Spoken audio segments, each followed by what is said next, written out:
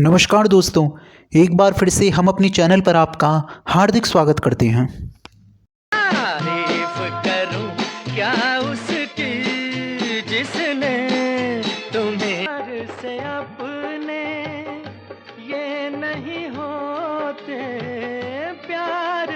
यहाँ मैं अजनबी हूँ, यहाँ चैन भी तू, दर्स भी तू, नैन।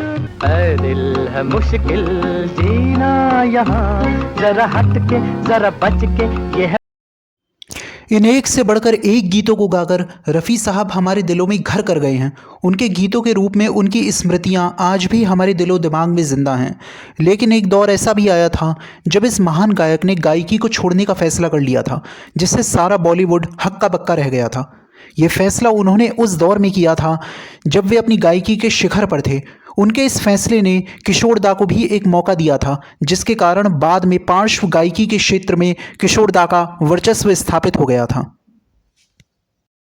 ये बात उस दौर की है जब मोहम्मद रफ़ी साहब हज पर गए थे, तो उन्हें कहा गया कि अब आप हाजी हो गए हैं, इसलिए अब आपको गाना बजाना सब बंद कर देना चाहिए। रफ़ी साहब एक सीधे सच्चे और बेहद शरीफ इंसान थे। वह लोगों की बातों में आ गए और उन्होंने गाना छोड़ दिया, जिससे फिल्मी दुनिया में हड़कंप मच गया। जिस गायक की दीवानगी लोगों के सिर चढ़कर बोल रही थी, वह अचानक गाना बंद कर दे तो उनके प्रशंसकों के दिल पर क्या बीतेगी, यह कल्पना की जा सकती है। हालांकि आज भारतीय फिल्म संगीत की इस बड़ी घटना के बारे में ज़्यादातर लोगों को कुछ पता नहीं है। कुछ लोग इस घटना को अफवाह बताते हैं और कुछ कहते हैं कि ऐसा कुछ नहीं हुआ था। यहाँ तक कि रफ़ी साहब, जिन मशहूर संगीतकार जोड़ी कल्याण जी आनंद जी के साथ बरसों गाते रहे, जिनके साथ रफ़ी साहब ने सारे शहर में आपसा कोई नहीं और वादा कर ली साजना जैसे कितने ही सुपरहिट गीत दिए, उन्हें भी ऐसी कोई घटना याद नहीं कि जब रफ़ी साहब ने कभी इस्लाम के आधार पर गाना छोड़ दिया हो। सारे शहर में आप सा कोई नहीं, मेरा ही मेरी मंजिल है तू, मैं। इस जोड़ी में अब मौजूद आनंद जी से जब इस संबंध में बात की गई तो उन्होंने बताया कि उन्हें कोई ऐसी घटना याद नहीं आती जब रफ़ी साहब ने किसी मौलवी के कहने पर गाना छोड़ दिया हो। लेकिन जब इस घटना का सच जानने के लिए रफ़ी साहब के बेटे शाहिद रफ़ी से बात की गई तो उन्होंने इस घटना को सच बताते हुए बाकायदा इसकी पुष्टि की। शाहिद रफ़ी साहब से पूछने पर उन्होंने बताया कि यह सच है कि रफ़ी साहब ने इस्लाम की बात पर एक बार फिल्मों में गाना बंद कर दिया था, लेकिन अल्लाह का शुक्र है कि उन्होंने कुछ समय बाद अपने फैसले को बदल लिया और सभी ने राहत की सांस ली। शाहिद रफ़ी बताते हैं कि जब रफ़ी साहब हज से लौटे थे तो उनको मौलवियों ने फिल्मों के गीत संगीत से दूर रहने के लिए कहा था। रफ़ी साहब 1971 में हज की यात्रा पर गए थे। जब वह वहां से लौटने लगे तो वहां के मौलवियों ने ही उन्हें कहा कि अब आप हाजी हो गए हैं, इसलिए अब आपको फिल्मों में नहीं गाना चाहिए। इसके बाद उन्होंने देश लौटकर गाना गाना बंद कर दिया था। शाहिद रफ़ी बताते हैं कि रफ़ी साहब को दोबारा गाना गाने के लिए प्रेरित करने में उनके परिवार के साथ साथ नौशाद साहब की भी महत्वपूर्ण भूमिका थी। नौशाद साहब ने रफ़ी साहब को समझाया कि उनके गाना बंद करने से उनके परिवार का खर्च चलना बंद हो जाएगा। नौशाद साहब ने रफ़ी साहब को समझाया कि आपका गला ही आपके परिवार के रोज़गार का जरिया है। अब आप ना कोई नौकरी कर सकते हैं और ना कोई बिजनेस और ना ही कुछ और, बस अल्लाह ने जो गला आपको दिया है, जो इतनी खूबसूरत आवाज़ बख्शी है, वही सब कुछ है। इसलिए आप फिल्मों में फिर से गाइए। तब रफ़ी साहब ने एक ब्रेक के बाद फिल्मों में फिर से गाना शुरू किया था। रफ़ी साहब पर एक फरिश्ता था वो, और वो जब याद आए, जैसी पुस्तक लिखने वाले धीरेन्द्र जैन बताते हैं कि जब रफ़ी साहब हज से लौट कर आए तब उन्होंने कई महीनों तक किसी गीत की रिकॉर्डिंग नहीं की। उनको मौलवियों ने कहा था कि हज के बाद नाचना गाने की इजाज़त हमारे दीन धर्म में नहीं है, इसलिए अब आप गाना बंद कर दीजिए। धीरेन्द्र जैन आगे बताते हैं कि तब नौशाद साहब ने उन्हें समझाया था कि यह गाना छोड़कर आप गलत कर रहे हो। गायकी एक ईमानदारी का पेशा है, इसमें आप किसी का दिल नहीं दुखा रहे हो। यह पेशा भी अपने आप में एक इबादत है, इसलिए अब आप गाना फिर से शुरू कर दीजिए। तब रफ़ी साहब ने फिर से गाना शुरू कर दिया। आज भी रफ़ी साहब किस तरह देश दुनिया में लोगों के दिल में बसे हैं वह सब किसी से छिपा नहीं है।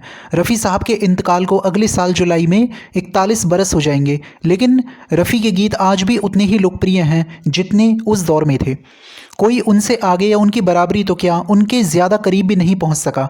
ये तो भला हो नौशाद साहब का और रफ़ी साहब के बेटों का, जिनकी सलाह मानकर उन्होंने फिर से गाना शुरू किया और अपनी वापसी के बाद करीब 8 साल तक लगातार गीत गाते रहे।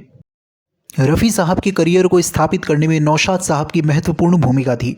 रफ़ी साहब लाहौर से नौशाद साहब के वालिद की चिट्ठी लेकर ही नौशाद साहब के पास मुंबई गए थे। तब नौशाद साहब रफ़ी साहब से शुरुआत में कोरस से लेकर थोड़े बहुत युगल गीत गवाते रहते थे, लेकिन फिल्म के हीरो के लिए आवाज़ देने का मौका उन्होंने भी रफ़ी साहब को काफ़ी बाद में दिया। इससे पहले उन्होंने रफ़ी साहब से फिल्म मेला में केवल एक शीर्षक गीत गवाया था, ये ज़िंदगी के मेले, जो सुपरहिट हो गया था। इसके बाद तो रफ़ी साहब नौशाद साहब के ही नहीं और भी कई संगीतकारों के प्रिय बनते चले गए, लेकिन नौशाद साहब के साथ रफ़ी साहब ने शास्त्रीय संगीत पर आधारित जो गीत गाए उनका कोई मुकाबला नहीं है।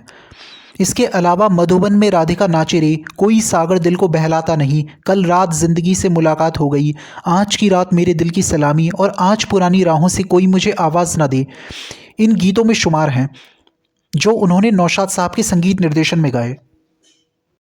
1971 में जब रफ़ी साहब हज पर गए थे, तब उनकी पहचान देश के सर्वाधिक लोकप्रिय और सर्वश्रेष्ठ पार्श्व गायक के रूप में हो गई थी।